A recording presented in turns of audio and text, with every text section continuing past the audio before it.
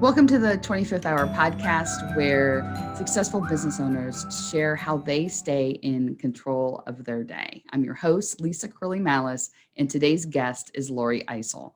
Lori is passionate about helping women achieve financial security. She bridges the discomfort gap between managing monthly bills and managing an investment portfolio, taxes, and estate plans. A writer, a speaker, and a former Ohio State University adjunct faculty, Lori offers highly skilled financial advice on a flat fee, hourly, and retainer fee basis. This is one of my favorite episodes so far.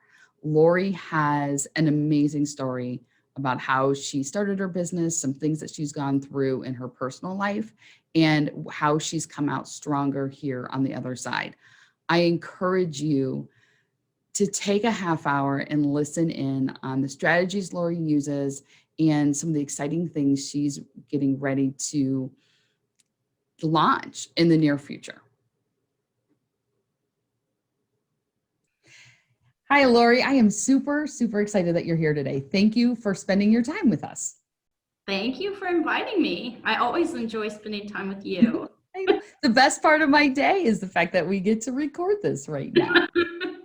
And so tell me, you run an amazing practice.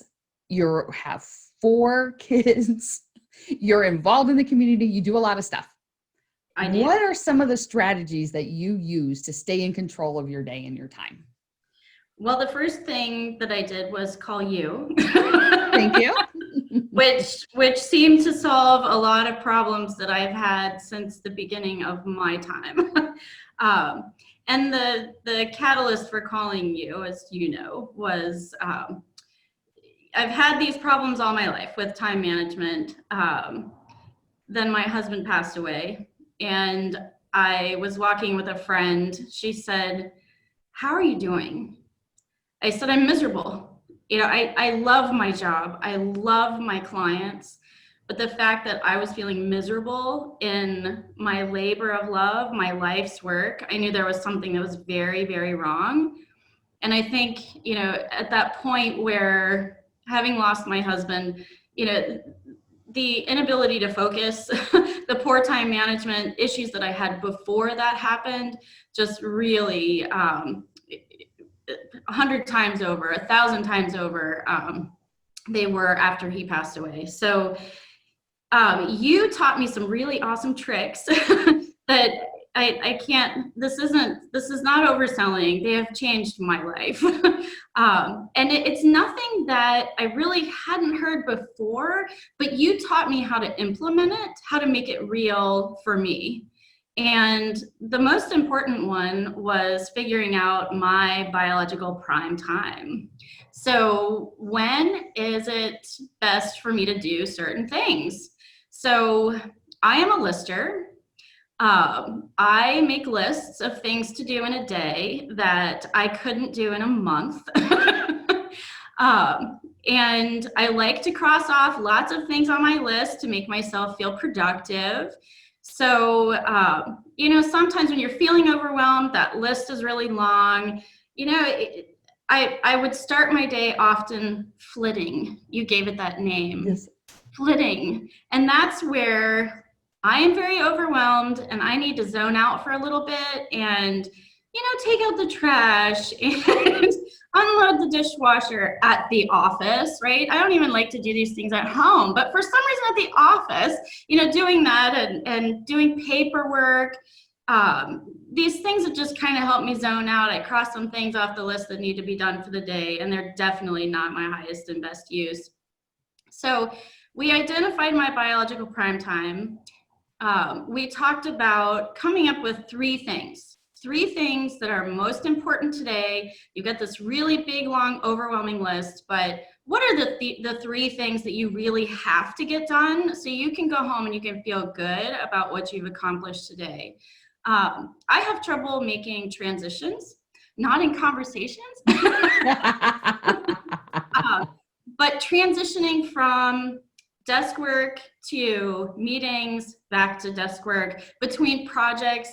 I have a hard time making that transition. Once I finally do, I can hyper focus into what I need to get done. But getting started sometimes is difficult. So one thing that I've done is I set up my day. I just need to stay on the same train all day long.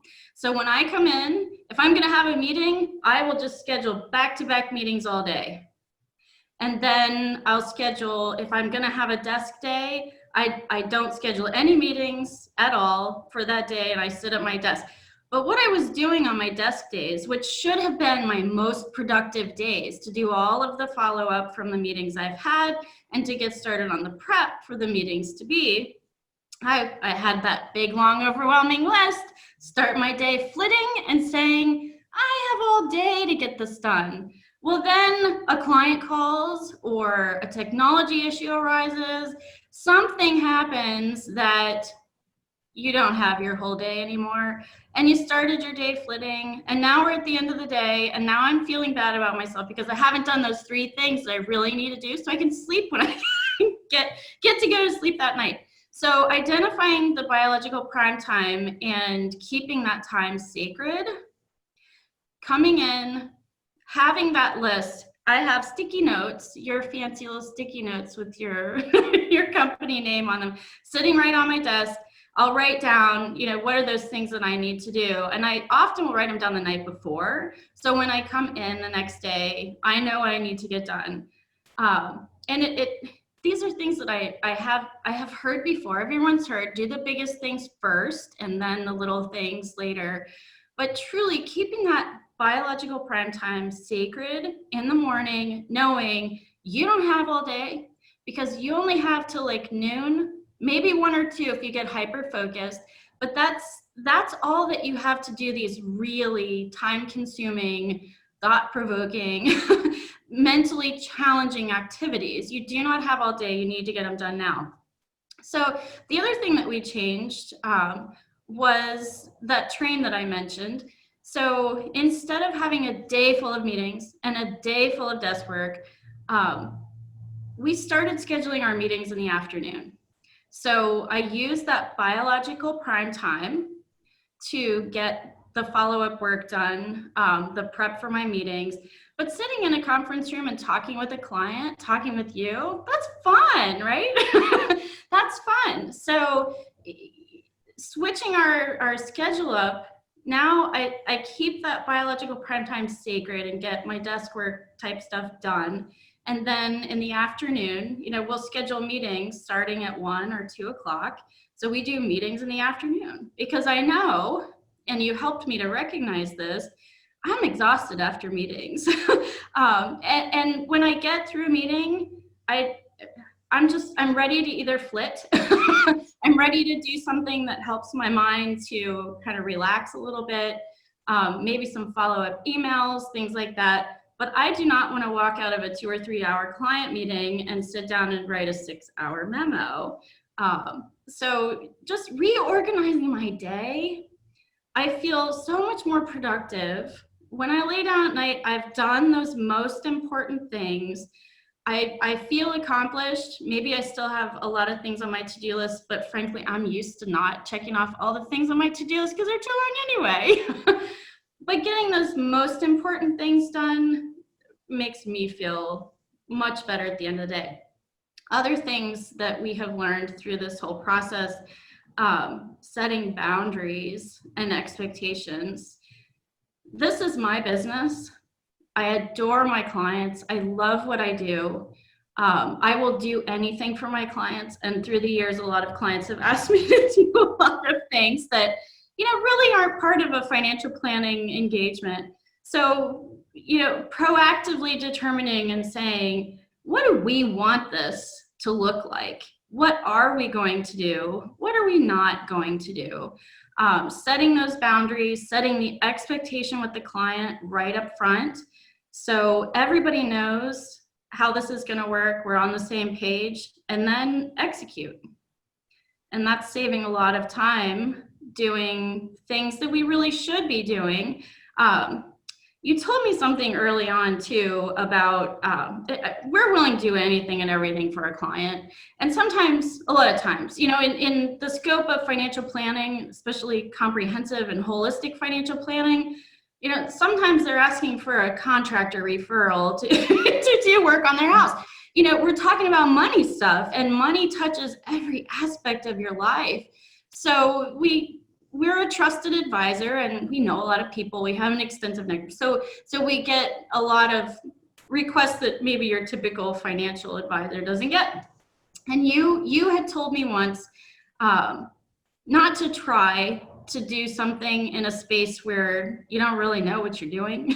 To some extent, you have to stretch and learn and grow. But when you're outside the box and recommending contractors, find somebody else to refer that client to. Find someone else that can help them in their way, and stick with what we know best.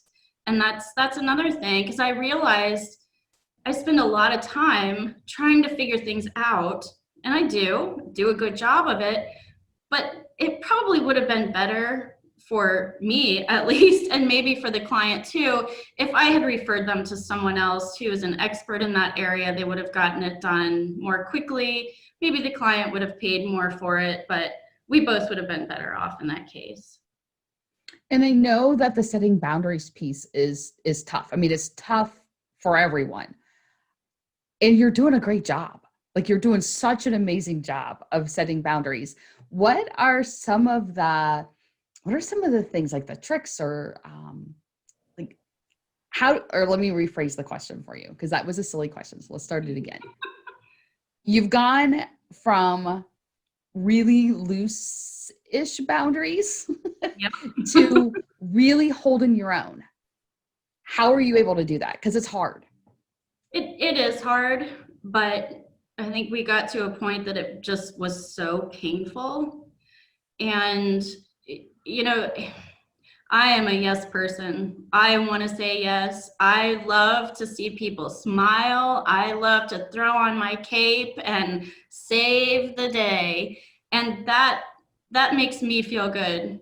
But now that I've done that for so long and I have felt that pain, I can balance that with, I really want to say yes to you, but I know it's going to take me forever to do this. You're going to get frustrated with me because it takes so long. I'm going to get frustrated with you because why did you ask me to do this? and I think I can balance it now that I've made that mistake for so many years, for so long, that I'm hearing both voices on my shoulders now, instead of just the one that says, yeah, I'd really like a pat on the back right now. But you have to think about what's going to come later. And going into it, if I feel like, oh boy, I'm going to regret saying yes to this, then the answer is not yes. And really, you're keeping someone from getting the service they need in the time that they need it, and the right advice, possibly, if you're taking on that job. Give it to someone else. Absolutely. And you've done such an amazing job of that. And one of the things that you shared with me a couple months ago was you're recognizing now that when you say yes to one person at this moment, you're in effect saying no to a bunch of others that you could easily help. Right. And absolutely. Yeah. And the services that we provide and the way that we work is really unique, and our services are in high demand. And part of another reason that we contacted you was, how do we make this work? How do we make this work? We want to serve all of these people. And it's not like you can just bring somebody else in to help serve more clients. It takes a lot of experience and knowledge to get to this point that you can just sit down with anybody and advise them on just about anything. So it's not an easy spot to be in. So as we have people lining up at the door, if we're taking on a project that's not really in our wheelhouse, we can figure it out. We'll give you a great end result, but it's not really in our wheelhouse. We can't do it efficiently. And if I have to spend 5 hours, 10 hours trying to figure out this project that's not in my wheelhouse. I've lost maybe a client or two or however many that really needed my help, and I had to turn them away because I'm working on something that really doesn't fit us anyway. So one of the things that I recognize is that you are super skilled at what you do. Yet you have also recognized that you aren't doing it all. So tell me a little bit about how you delegate things off your plate. What does that look like in your office? So I have an amazing associate working with me. Her name is Amanda. And have you had a chance to look at her DISC assessment? Yes, I did. I love it. We're looking at this pie chart, and I fill these boxes and she fills these. So together we are all that in a bag of chips. Yes, you are. I saw that and I was like, yeah. We just work really well together. And I prefer to work in an environment where we have more of an apprenticeship.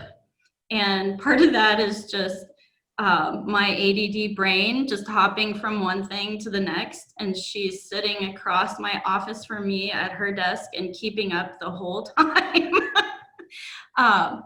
So, we work hand in hand throughout the day, and we work on most every project together, and she'll get things started and then I'll take it from there, and we just kind of have this great working relationship of talking through things. And the goal is for her to be able to start the project and take it. Initially, she had no experience in this field at all.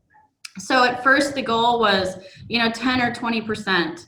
And then, as we're talking through things, as we're explaining things, then it's 30% and 50%. And all of a sudden, to prepare for meetings, instead of me spending, 2 to 5 hours preparing for meetings, it takes an hour or two, because she's grown and been able to do that. I have to let go of things sometimes and not be such a control freak. And I have to trust. And we've worked together long enough now that I know that she's going to put her heart into everything that she does, and she's going to do it well. Right. And so one of the advantages you have right now is that she's right there across from you in the office. But for a while, she was on the whole other coast. So Yep. What were some strategies that you used to make sure you guys were on the same page when she was not with you? So that was a little bit challenging at times, and that was my challenge more than hers, because my failure to plan sometimes I don't know what I'm going to be working on, and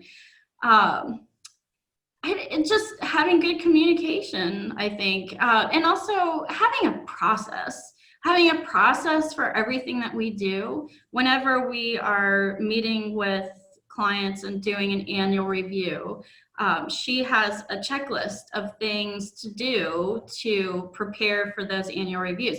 So she goes through the checklist, she does all of the things that are on her list, and then she turns it over to me for the final review before I meet with the client. In our planning engagements with new clients, we have a process, and we have a process that we go through in onboarding the client, in entering data, in keeping track of what's going on in different planning areas. So having that process, whether she's, I guess when she's here, we can be talking, over the desks, but we do definitely have a process for each engagement, for all of our clients and the different things that we do for them. So everybody knows what to do, at least at a starting point. Our services are obviously unique to each client. So there are decisions to make and things to be done beyond, the standard process, but everybody knows what to do.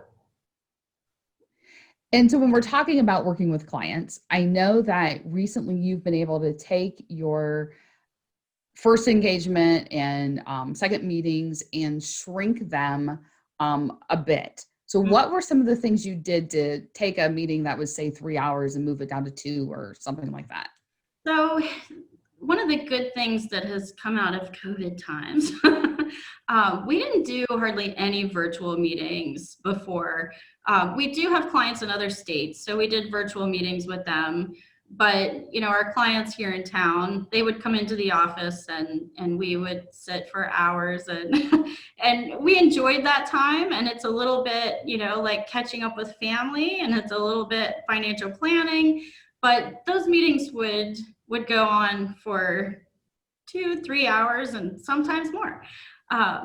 So with COVID, we have become more accustomed, everyone has become more accustomed to using technology.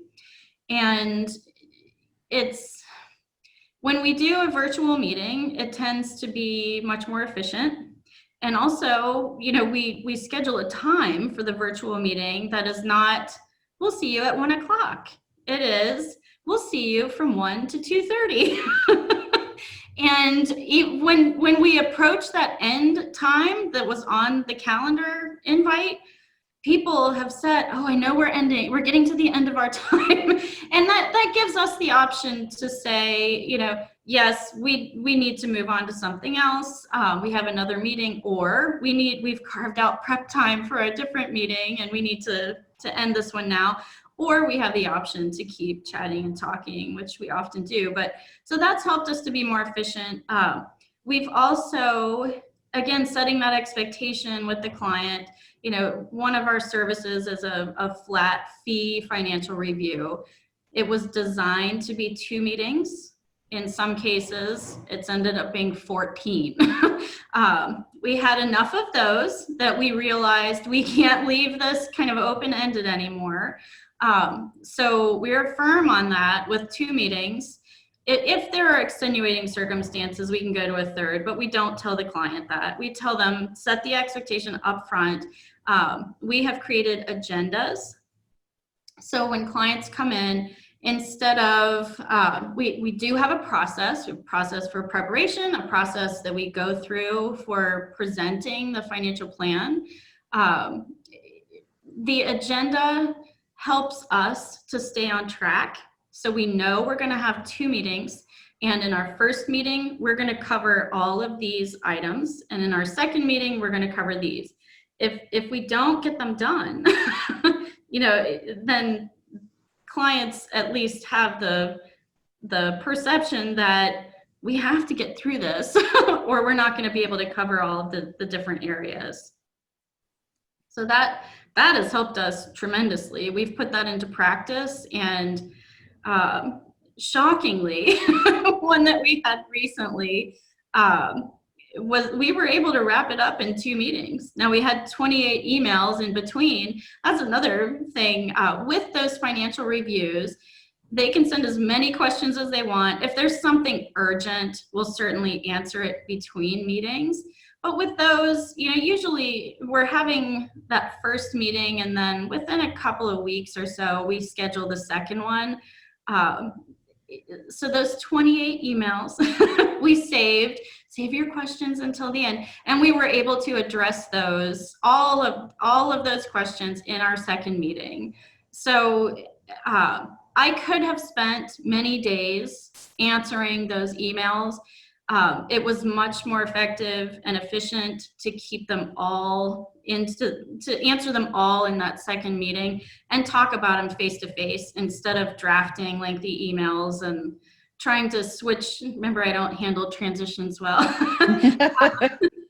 Switching between the work that I was doing and being interrupted 28 different times to, now wait a minute, let me go back and see and get up to speed every time I answered one of those questions. So it was much more efficient to hold those until our second meeting. Which I love. I love how you've taken the amount of time and you're still giving the same value, if not more. Yeah. And you've reduced the amount of time that goes into it for you. You've talked about clients. Tell us more about your clients. Like, who are your favorite clients to work with, and what are some of the things you do for them? Yeah, our favorite clients to work with are the ones who need and appreciate us the most. Right? Yes, yeah. So I started this firm to work with widows and women going through divorce. In other firms where I have worked, the other advisors would send all of those clients to me because I like to sit down with those types of people and educate them. I wanted to be a teacher when I was a kid, so that's just a part of me. I enjoy educating those clients. I enjoy getting to know those clients. The name of our business, Arcadia, came from Arcadia is a peaceful, serene valley.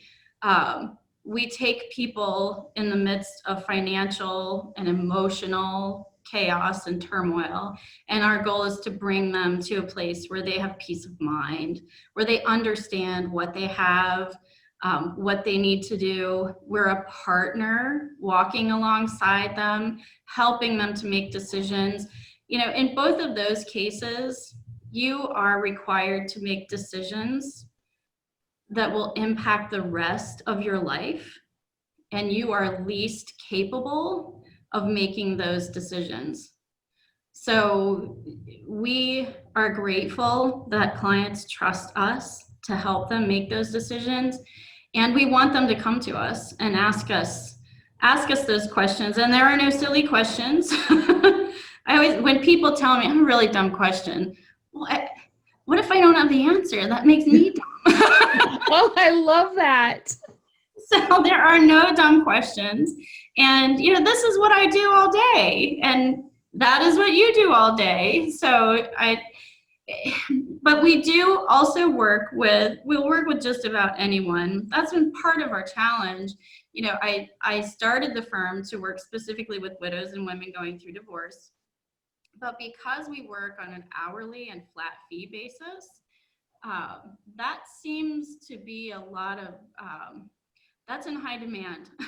People are some people, not all people, a lot of people are more interested in paying someone to answer their question, to address a specific issue. We work with a lot of people in their 50s who are going to retire in the next, 10, 15 years, and they want to make sure that they're on course, that they're doing what they should be doing. We work with a lot of people who are retiring next year, and they want to know, I've been saving and saving and saving.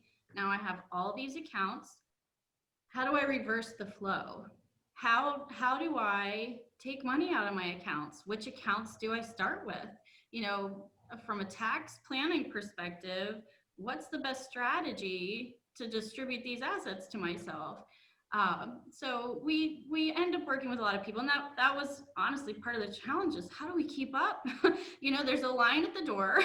How do we get to keep working with these people that we love working with the most? And that is keeping on track, setting expectations, setting boundaries. What do we want this to look like? This is our service. This is what we do. And if that's a fit for you and us, great. If it's not, there's enough toys in the sandbox for all of us. There's somebody that's going to do what you need. So as we're talking about setting expectations, setting boundaries, saving more time, let's talk about the 25th hour. As you do all these things and you're streamlining your practice and you're doing amazing, amazing work, what do you do with that extra time that you've created? So Amanda just bought a house. Yay. She and her husband were stationed out in California, as you mentioned, and now she is back. They just bought a house, and we put our tennis shoes on and we walked down to her house and we took a look and walked back and hit the coffee shop and then came back to the office. There was a Friday afternoon about a month ago where we couldn't wait to tell you. It was close to the end of the day, and I said, this has not happened to me, and I don't know if this has ever happened to me. I said, well, I think we should just go home. She said, well, don't you have other things that you need to do? I said no. I had actually completed all the tasks that needed to be done. We had all of our follow-up done from the meetings that we'd had that week. We were ready for the following week. We have also, I probably should have brought this up earlier, we try to keep our Mondays and our Fridays clear, the schedule clear on those days. On Mondays, we try to handle all of the prep work for Tuesday, Wednesday, Thursday meetings. And then Fridays, we try to keep clear for the follow-up from all the meetings that we had during the week. So we were ready for the next week. We'd finished all of our follow-up for the current week. So we decided to go home, spend some time with our families. Well, and because you and I have a working relationship, I know there are two other projects that you're working on with your extra time. So would you like to share? I'm totally putting you on the spot, Lori. Would you like to share those projects with us? You are. So again, I'm a yes person. And we do have a line at the door, and not everyone can afford our services. And this work is really a ministry to me as well. So we want to be able to help everyone that we can. So we brainstorming ideas on how to handle pro bono, came up with the thought of having a clinic, and maybe staffing that with some interns, students from the different local universities, financial planning programs, and Amanda's going to head that up for us. So it's just taking shape. The other project is something I have wanted to do my entire life, well, since I could write, and that is to write a book. And one of the questions I had for you in our very first conversation was, how in the world do you find time to be able to sit down and write a book? This isn't something where you could just sit down for 30 minutes or an hour each day and just write some stuff. You got to get some headspace. You got to have a clear mind. And so with my 25th hour, I've actually started writing a book. Tell us more about your book. So I am a fairly recent widow, and one of the things that really helped me in early months and continues to help me is reading what I call widow books. And they're other people's stories, what they've been through, and that brought a lot of comfort to me. And the one thing that I noticed in all of those books that I read was there was always a chapter or a mention about finances and how stressful and frustrating, uncertain it was dealing with finances. But they really fell short on actually what to do. Most of them said, find someone you trust. Well, where do you find someone you trust? And, what do you do? There are decisions to make. You may not have a financial planner you're working with. There are decisions that you need to make, and some of those have to be made quickly. So that's my book to write. The financial aspects of widowhood, what to do. That is your book. That is your book to write. And I'm so excited that it's moving forward and you're digging into it and you're using your 25th hour towards that also. Yeah, thank you. You are more than welcome. So where can people get a hold of you? How do they get a hold of you? We're pretty easy to find online. ArcadiaFP.com. It's Arcadia Financial Partners. ArcadiaFP.com. We have an online, you can send us an email through the website. You can give us a call. We are taking new clients, which we stopped taking new clients when I talked to you, but we are taking new clients again. And so far that with our new boundaries and expectations, that's going really well, moving smoothly. We are booking into, I think Amanda told me November at this point. So yeah, find us online, give us a call, send an email, and we'll help. Fantastic. Thank you. Thank you. Thank you for being here and sharing your time with us. I so appreciate it. You are so awesome. So thank you. Thank you. We think the world of you too. You know that. I am not overselling by saying you have changed my life.